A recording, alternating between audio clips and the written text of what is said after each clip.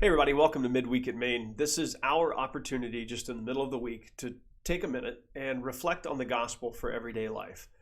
What we want to do with this every single week, especially as we go into this In Transit series, is to recognize that our lives often deal with the balance of our experiences versus our feelings or our beliefs and how those all integrate for what we do in our daily living. We're always up and down. Emotions do what they do. Feelings, loss, experience, joy, highs and lows, all of those things show up in our day-to-day life. And we are all trying to figure out how to live on purpose and fulfill what we're kind of called to do, and also dealing with the in and out experiences that happen day to day. And so what we want to do today is by looking back at this last week's message regarding 1 Peter chapter 1, and really just those three key words, the elect exiles of the dispersion.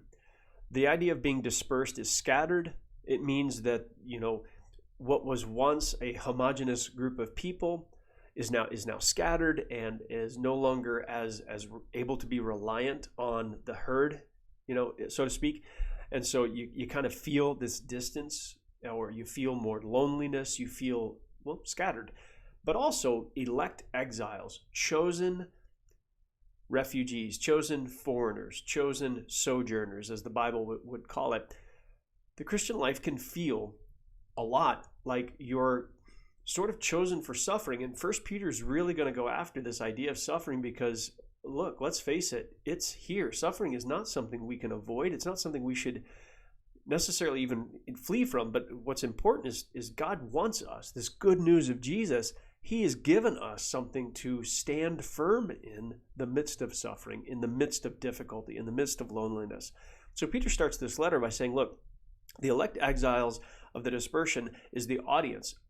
Peter, an apostle of Jesus Christ, to the elect exiles of the dispersion. And then he lists off the specific churches, the specific areas and regions of Christians who are scattered elect exiles, so that they can, and he says, may peace and grace be multiplied to you. This is an encouragement, but it's understanding that this encouragement is needed in the midst of difficulty. And so, look, as a follower of Jesus, as a part of our church family, whether you've been journeying with God for a long time or you're still walking in baby steps, I really want for us, as we enter into this letter of 1 Peter, to really dial up our honesty, our self-reflective honesty about what we really think and what we really believe at the heart level. Cognitive dissonance, in a simple sense, follows us almost as a shadow. And cognitive dissonance is this idea of what we say versus what we do. There's no real connection. It's where we attitudinally might experience certain things a certain way, but on the outside, we portray a totally different scenario. It's sort of like being a hypocrite. And all of us can be really hypocritical with our hearts. This series, as we get into this and we start to think about the things that Peter writes to these churches, as we get into this, we need to really dial up our personal, reflective honesty about what we really believe without making any immediate judgments of conviction or condemnation or even celebration. We just need to see what we need to see within ourselves and be honest about what those things look like. And what we started with this weekend is this concept of bait and switch. And I referenced Growing Pains, the show from the 80s with Kirk Cameron and this Mike Seaver character, about how he would advertise, or he had this job where essentially they would advertise or even have items in the store, but they were out of stock. But they would draw you in with one picture and then give you something else that wasn't as good of a deal. And what it can feel like in a Christian life is when we get baptized and we give our lives to Jesus, there's this, and you've heard people say this high, this mountaintop experience. And what Peter is writing to is for the realist, the people in the Christian audience, in the church, whose experiences on the day-to-day life don't feel like as mountaintop. And what he does, and why 1 Peter 5:12 is so vital, he's written these things to genuinely exhort and declare the true grace of God, and then for people, again, these elect exiles, to stand firm in it. So here's what I want you to apply today and to think through the rest of this week as you are, I hope, desiring to first be honest about where it's hard for you to stand firm.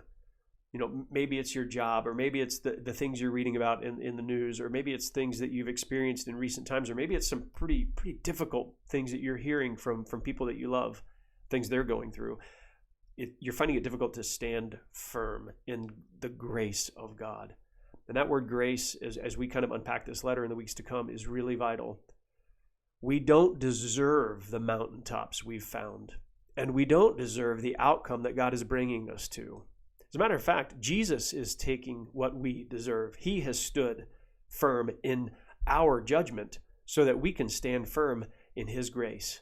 So how do you keep your eye on the cross, keep your eye on what Jesus has done for you, and remember that as you engage the conflicts and challenges you find in your day-to-day life? Find out what those things are. What areas are you least trusting in the good news of Jesus as a sufficient provision?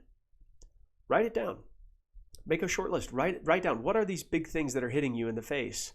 And what can you do this week to genuinely look at Jesus and say, Jesus, I trust you. Now I'm going to forgive. I'm going to walk away from this sin. I'm going to give this money back, or I'm going to say this apology, or I'm going to offer this extension of grace to this individual because Jesus, I believe what you have done for me is enough. Have a great week, Church at Main. We look forward to seeing you this Sunday as we take a closer look at the rest of verses 1 and 2 and unpack the rest of where Jesus is clearly the better answer for all that we find. Have a great week, Church at Main. We will see you this Sunday.